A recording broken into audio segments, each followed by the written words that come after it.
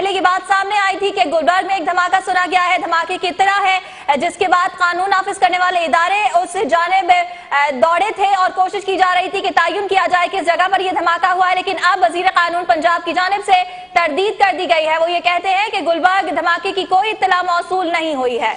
आपको अपडेट करेंगे गुलबर्ग धमाके के बारे से। कुछ देर पहले जो इतलात सामने आ रही थी, वजीर कानून पंजाब राना सनाउल्लाह की जानिब से उसकी तरदीद कर दी गई है। उनका कहना है कि गुलबर्ग धमाके की कोई इतला नहीं है। अलबत्ता इससे कबल जो धमाका हुआ था डिफेंस के इलाके में, उसके हवाले से कंफर्मेशन सामने आ गई थी कि वो प्लांटेड धमाका था। अब गुलबर्ग के हवाले से कंफर्मेशन दे दी गई है कि कोई धमाका नहीं हुआ, गुलबर्ग में कोई धमाका नहीं हुआ। इंचार्ज रेस्क्यू 112 ने भी इस बात की तस्दीक कर दी है, जबकि वजीर कानून पंजाब राना सनाउल्लाह ने भी ये तरदीद की है कि कोई धमाका गुलबर्ग के इलाके में नहीं हुआ।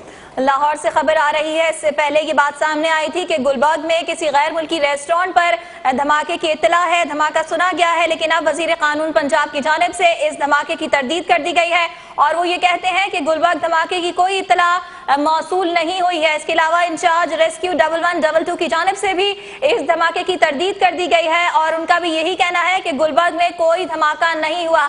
लाहौर में DHA ब्लॉक Z में धमाका हुआ था, जिसमें 8 अफराद जाँ बाहक हो चुके हैं, मुतादिद अफराद जख्मी हैं।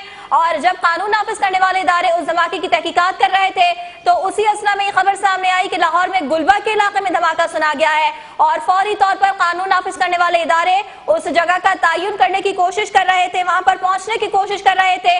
और अब वजीर कानून पंजाब राना सनाउल्लाह की जानिब से इस बात की तरदीद कर दी गई है और उनका ये कहना है कि गुलबर्ग धमाके की कोई इत्तला मौसूल नहीं हुई है। इंचार्ज रेस्क्यू 112 ने भी इस बात की तरदीद कर दी है कि गुलबर्ग में कोई धमाका हुआ हो।